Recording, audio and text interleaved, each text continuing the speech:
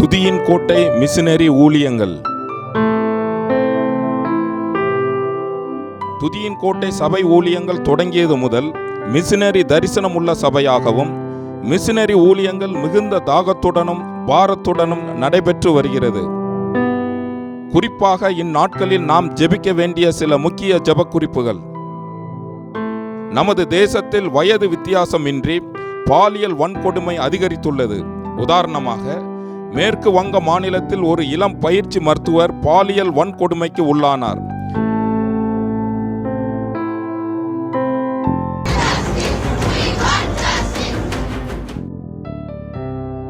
பெண்கள் பாலியல் வன்கொடுமைக்கும் அதன் நிமித்தம் ஏற்படுகின்ற கொலைகளிலிருந்தும் பாதுகாக்கப்பட ஜெபிப்போம். துதியின் கோட்டை சபை தாங்கும் மிஷனரி பாஸ்டர் சாம் ராஜா சிங் ராஜஸ்தான் மாநிலத்தில் ஜோத்பூரில் டியூஷன் சென்டர் கல்வி பயிற்சி மையம் அமைத்து மாணவர்களுக்கு இலவசமாக கல்வியை கற்றுக் கொடுத்து வருகிறார்கள்.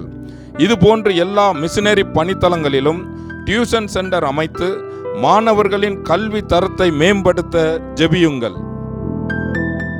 துதியின் கோட்டை சபை தாங்கும் மிஷனரி பாஸ்டர் சார்ல்ஸ் அவர்கள் உத்தரப்பிரதேசம் மாநிலத்தில் கடந்த 38 ஆண்டு காலம் ஊழியத்தின் பல பாடுகளின் பலனாக உத்தரப்பிரதேசம், உத்தரகாண்ட் மற்றும் நேபாளம் ஆகிய இடங்களில் மக்களை ரட்சிப்புக்குள் நடத்தி சபைகள் ஸ்தாபிக்கப்பட தேவன் உதவி செய்தபடியால் தேவனுக்கு ஸ்தோத்திர பலி ஏறெடுக்கப்பட்டது.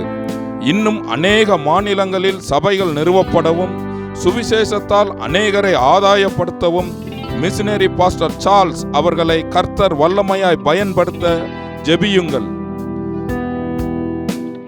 துதியின் கோட்டை சபை தாங்கும் மிஷனரிகளையும் அங்குள்ள ஊழிய தேவைகளையும் உங்களுடைய ஊக்கமான ஜெபத்தினாலும் உதாரத்துவமான காணிக்கையினாலும் தாங்கும்படி அன்புடன் கேட்டுக்கொள்கிறோம்.